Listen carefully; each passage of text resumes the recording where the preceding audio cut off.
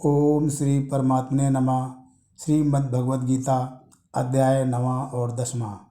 अर्जुन बोले, मेरे द्वारा बीच में ही प्रश्न करने से आपने जो बातें कहीं उनको मैंने सुन लिया। मेरे द्वारा प्रश्न करने से पहले आप और क्या कहना चाहते थे भगवान? भगवान बोले, भैया मैं पहले विज्ञान सहित ज्ञान की बात कह रहा था, वही अत्यंत गोपनीय विज्ञान सहित ज्ञान दोष दृष्टि रहित तेरे लिए मैं फिर कहूँगा, जिसको जानकर तू जन्म मरण रूप संसार से मुक्त हो जाएगा। वह विज्ञान सहित ज्ञान संपूर्ण विद्याओं का राजा, संपूर्ण गोपनीयों का राजा, अति पवित्र, अति उत्तम, प्रत्यक्ष फल वाला, धर्ममय और अविनाशी है तथा करने में बहुत ही सुगम है। ऐसी सुगम विद्या होने पर सब इसका लाभ क्यों नहीं ले पा रहे हैं?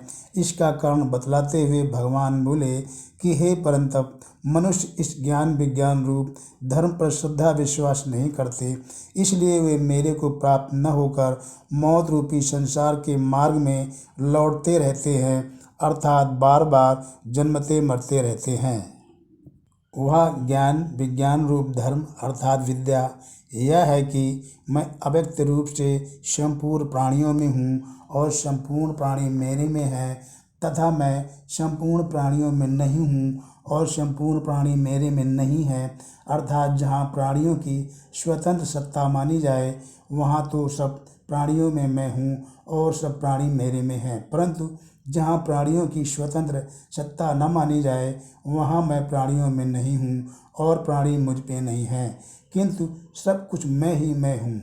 इस संसार का उत्पादक और आधार हूँ तो मैं ही, परंतु मेरा स्वरूप संपूर्ण प्राणियों को उत्पन्न करने वाला, सबको धारण करने वाला और उनका भरण पोषण करने वाला होता हुआ भी उन प्राणियों में स्थित नहीं है, उनसे सर्वथा निर्लिप्त है। मेरे इस ईश्वर संबंधी योग अर्थात सामर्थ्य को समझ।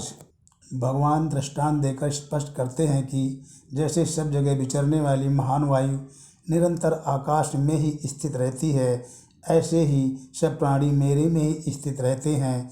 ऐसा तुम मान ले। प्राणियों के मुक्त न होने का कारण यह है कि हे कुंती नंदन, प्रकृति के साथ संबंध रखने वाले वे प्राणी महाप्रलय में मेरी प्रकृति को प्राप्त होते हैं और महाशर के आरंभ में मैं फिर उनकी रचना कर देता हूँ। जब तक वे अपनी प्रकृति अर्थात स्वभाव के परवश रहते हैं, तब तक मैं अपनी प्रकृति को वश में करके उनकी बार बार रचना करता रहता हूँ। क्योंकि आसक्ति और कर्तृत्वाभिमान पूर्वक कर्म करने से मनुष्य कर्मों से बन जाता है। हे धनंजय, मैं उन कर्मों में आसक्ति रहित तथा उदासीन की तरह सर्वथा निर्लिप्त रहता हूँ, इसलिए वे कर्म मुझे नहीं मानते। वास्तव में तो प्रकृति ही मेरी अध्यक्षता में अर्थात मेरे से सत्ता स्फूर्त पाकर संपूर्ण चर अचर प्राणियों की रचना करती है। हे कौन्ते, मेरी अध्यक्षता के कारण ही संसार में विविध परिवर्तन हो रहा है। अर्जुन बोले, आपकी शक्ति से ही संसार में सब कुछ हो रहा है, फिर भी सब लोग आप पर श्रद्धा क्यों नहीं करते हैं? मुझ पर श्रद्धा न होने का कारण भगवान बतलाते हुए कहते हैं कि मूढ़ लोग मेरे संपूर्ण प्राणियों के महान ईश्वर रूप परम भाव को न जानते हुए मुझे साधारण मनुष्य मानकर मेरी अवज्ञा करते हैं। वे मूढ़ लोग आसुरी, राजसी और मोहिनी प्रकृति का आश्रय लेने वाले होते हैं और उनकी सब आशाएं, सब शुभ कर्म तथा सब ज्ञान व्यर्थ होते हैं, अर्थात सत्फल देने वाले नहीं होते हैं। हे प्रथानंदन, जो महात्मा लोग मुझे संपूर्ण प्राणियों का आदि और अविनाशी मानते हैं, वे मेरी दैवी संपत्ति का आश्रय लेकर अनन्य भाव से मेरा भजन करते हैं। अर्जुन बोले, आपका भजन करने वालों के क्या लक्षण होते हैं?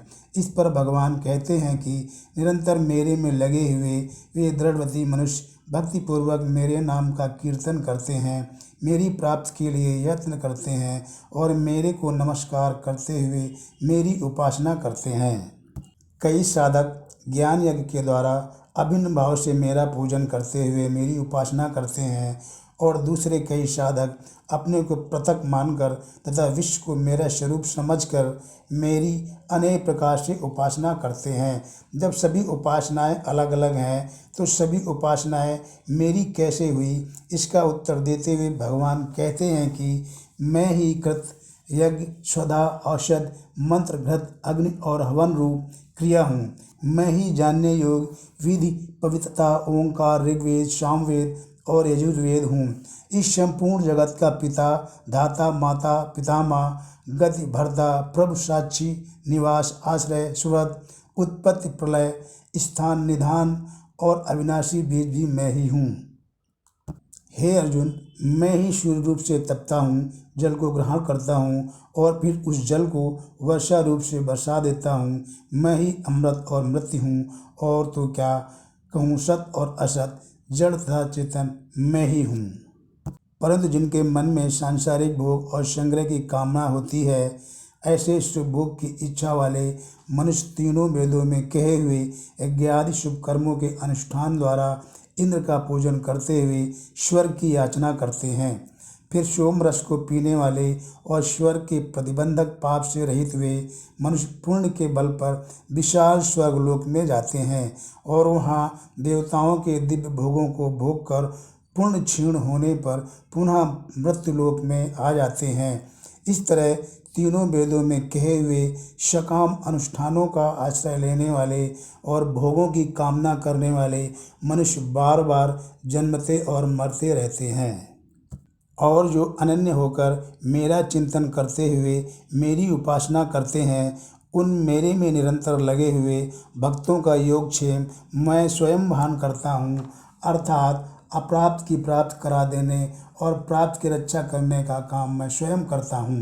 परंतु हे कुंती नंदन, जो मनुष्य श्रद्धापूर्वक अन्य देवताओं का पूजन अर्थात उपासना करते हैं, वे भी वास्तव में सत असत सब कुछ मैं ही हूँ इस दृष्टि से मेरा ही पूजन करते हैं, पर उनके द्वारा किया हुआ वह पूजन विधि पूर्वक नहीं होता।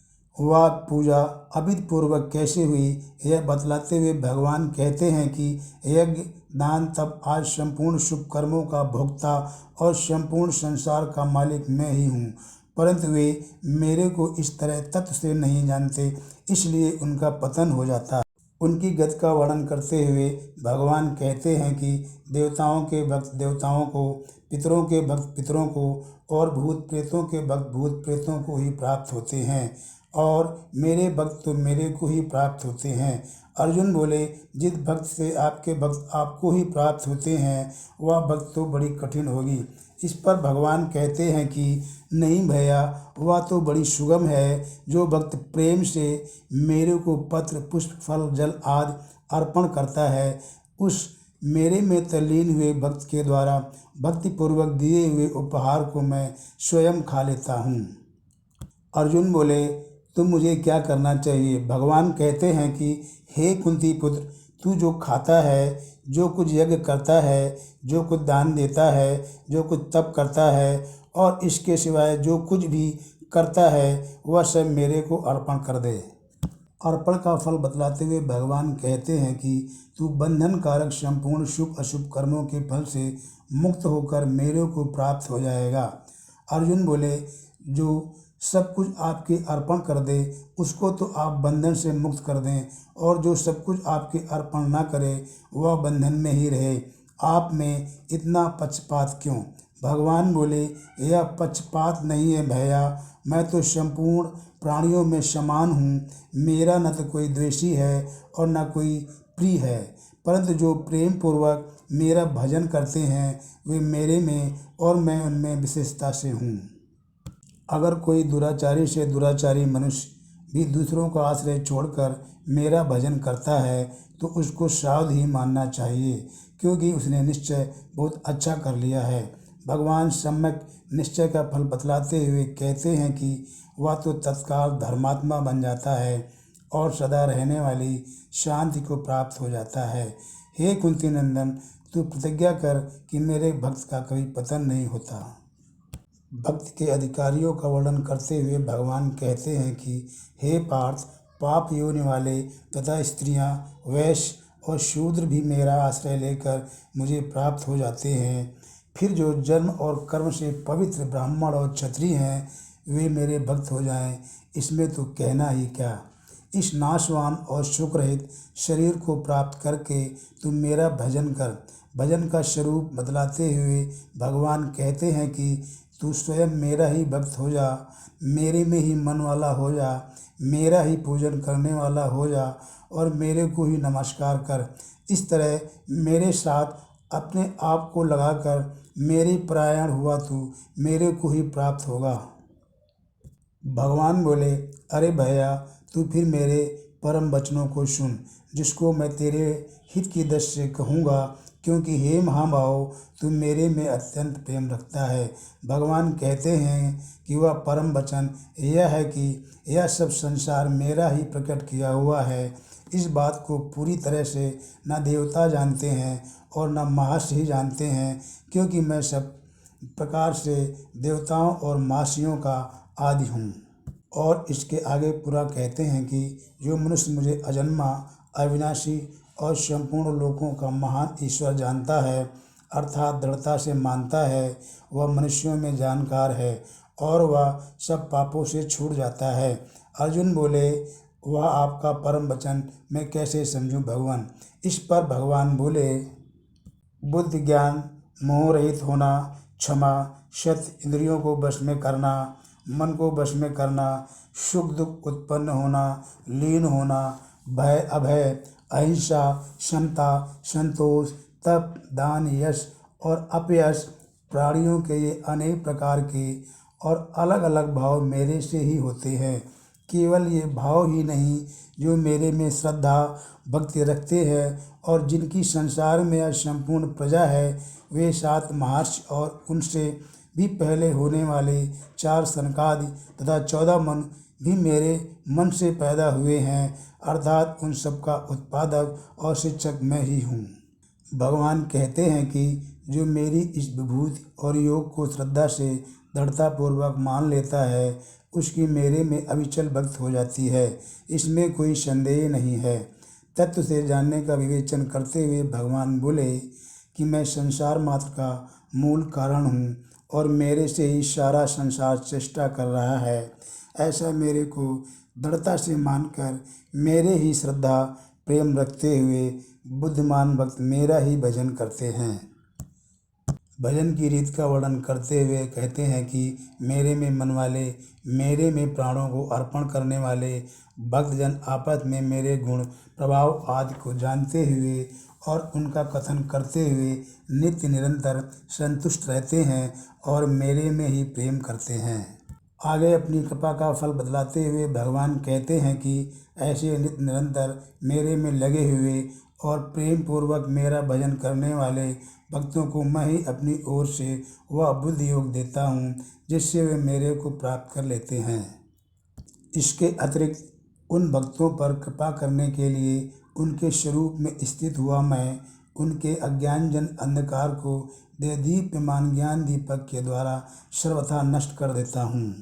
अर्जुन बोले, अहो हे भगवान, भक्तों पर आपकी अलौकिक विलक्षण कृपा की बात सुनकर मैं गदगद हो रहा हूँ। हे प्रभु, निर्गुण निराकार ब्रह्म, सबके परम स्थान और महान पवित्र आप ही हैं। आप शाश्वत दिव्य पुरुष, आदिदेव, अजन्मा और विभु हैं। ऐसा सबके सब ऋषि, देवर्षि, नारद, असित, देवल तथा व्यास कहते हैं। आप स्वयं आप भी मेरे प्रति कहते हैं। अर्जुन आगे कहते हैं कि हे केशव, मेरे से आप जो कुछ कह रहे हैं वह सब मैं सत्य मानता हूँ। हे भगवान, आपके प्रकट होने को न तो दिव्य शक्ति वाले देवता जानते हैं और न विलक्षण माया शक्ति वाले दानव ही जानते हैं।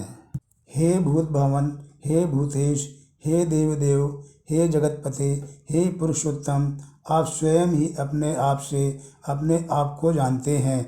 इसलिए आप जिन विभूतियों से संपूर्ण संसार को व्याप्त करके स्थित हैं, उन सभी अपनी दिव्य विभूतियों को संपूर्णता से कहने में आप ही समर्थ हैं। अर्जुन बोले, हे योगिन, हरदम सांगोपांग चिंतन करता हुआ मैं आपको कैसे जानूं, और हे भगवान, किन किन भावों में मैं आपका चिंतन करूं। इसलिए हे जनार्दन, आप अपनी विभूति और योग को विस्तार से फिर कहिए, क्योंकि आपके अमृतमय वचन सुनकर मेरी तृप्ति नहीं हो रही है। भगवान बोले, हाँ ठीक है, मैं अपनी दिव्य विभूतियों को तेरे लिए संक्षेप में कहूँगा, क्योंकि हे कुरुश्रेष्ठ, मेरी विभूतियों के विस्तार का अंत नहीं है। अर्जुन की प्रार्थना स्वीकार कर भगवान अपनी विभूतियों और योग को कहना आरंभ करते हैं। हे गुणाकेश, संपूर्ण प्राणियों के आदि, मध्य तथा अंत में भी मैं ही हूँ, और प्राणियों के अंतःकरण में आत्म रूप से भी मैं ही स्थित हूँ। अदिति के पुत्रों में विष्णु अर्थात वामन, और प्रकाशमान चीज़ों में किरणों वाला सूर्य मैं हूँ। मरुतों का तेज और नक्षत्रों का अधिपति चंद्रमा मैं हूँ। वेदों में सामवेद, देवताओं में इंद्र, इंद्रियों में मन, और प्राणियों की चेतना प्राण शक्ति मैं हूँ। रुद्रों में शंकर, यक्ष राक्षसों में कुबेर, वसुओं में अग्नि, और शिखर वाले पर्वतों में मेरु मैं हूँ। हे पार्थ, पुरोहितों में मुख्य बृहस्पति को मेरा स्वरूप समझ, और सेनापतियों में स्कंद, और जलाशयों में समुद्र मैं हूँ। महर्षियों में भृगु, वाणियों में एक अक्षर प्रणव, संपूर्ण यज्ञों में जप यज्ञ, और स्थिर रहने वालों में हिमालय मैं हूँ। संपूर्ण वृक्षों में पीपल, देवर्षियों में नारद, गंधर्वों में चित्ररथ, और सिद्धों में कपिल मुनि मैं हूँ। घोड़ों में अमृत के साथ समुद्र से प्रकट होने वाले उच्चैश्रवा नामक घोड़े को, श्रेष्ठ हाथियों में ऐरावत नामक हाथी को, और मनुष्यों में राजा को मेरी विभूत मान। तथा अस्त्रों में वज्र, और धेनुओं में कामधेनु मैं हूँ। धर्म के अनुकूल संतान उत्पत्ति का हेतु कामदेव मैं हूँ, और सर्पों में वासुकी मैं हूँ। नागों में शेषनाग, जल जंतुओं का अधिपति वरुण, पितरों में आर्यमा, और शासन करने वालों में यमराज मैं हूँ। दैत्यों में प्रहलाद, गणना करने वालों में काल, पशुओं में सिंह, और पक्षियों में गरुण मैं हूँ।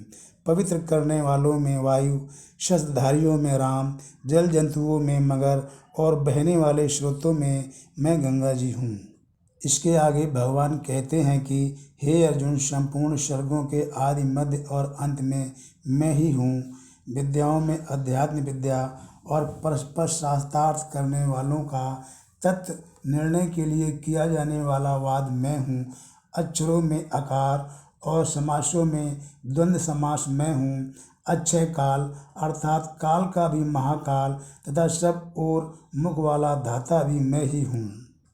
भगवान विभूतियों का वर्णन करते हुए आगे कहते हैं कि सबका हरण करने वाली मृत्यु और उत्पन्न होने वालों की उत्पत्ति का हेतु मैं हूँ। स्त्री जात में कीर्ति, श्री, वाक, स्मृति, मेधा, धृति और क्षमा मैं हूँ। गाई जाने वाली श्रुतियों में व्रत, शाम, और वैदिक छंदों में गायत्री छंद मैं हूँ। 12 महीनों में मार्गशीर्ष और 6 ऋतुओं में बसंत मैं हूँ। छल करने वालों में जुआ और तेजस्वियों में तेज मैं हूँ। जीतने वालों की विजय, निश्चय करने वालों का निश्चय, और सात्विक पुरुषों का सात्विक भाव मैं हूँ। वर्णवंशियों में वासुदेव, पांडवों में धनंजय तू, मुनियों में वेद व्यास, और कवियों में शुक्राचार्य मैं हूँ। दमन करने वालों में दंड, विजय चाहने वालों में नीति, गोपनीय भावों में मौन, और ज्ञानवानों में ज्ञान मैं हूँ। और तो क्या कहूँ, संपूर्ण प्राणियों का बीज मैं ही हूँ। क्योंकि हे अर्जुन, मेरे बिना कोई भी चर अचर प्राणी नहीं है, अर्थात चर अचर सब कुछ मैं ही हूँ। अर्जुन बोले, हे भगवान, क्या आपने अपनी पूरी विभूतियाँ कह दी हैं? भगवान बोले, नहीं परंतप, मेरी दिव्य विभूतियों का अंत नहीं है। मैंने तुम्हारे सामने अपनी विभूतियों का जो विस्तार कहा है वह तो केवल संक्षेप से कहा है, क्योंकि मैं अपनी विभूतियों को पूरी तरह तो कह ही नहीं सकता। अपनी विभूतियों की पहचान बतलाते हुए भगवान कहते हैं कि संसार मात्र में जो भी ऐश्वर्य युक्त, शोभा युक्त और बलयुक्त वस्तु है, उसको तुम मेरे ही तेज के किसी अंश से उत्पन्न हुआ समझ। हे भैया अर्जुन, संपूर्ण जगत अर्थात अनंत कोट ब्रह्मांड को अपने किसी एक अंश में व्याप्त करके मैं तेरे सामने हाथों में लगाम और चाबुक लिए बैठा हूँ, तेरी आज्ञा का पालन करता हूँ। फिर तुझे इस प्रकार की बहुत बातें जानने की क्या ज़रूरत है?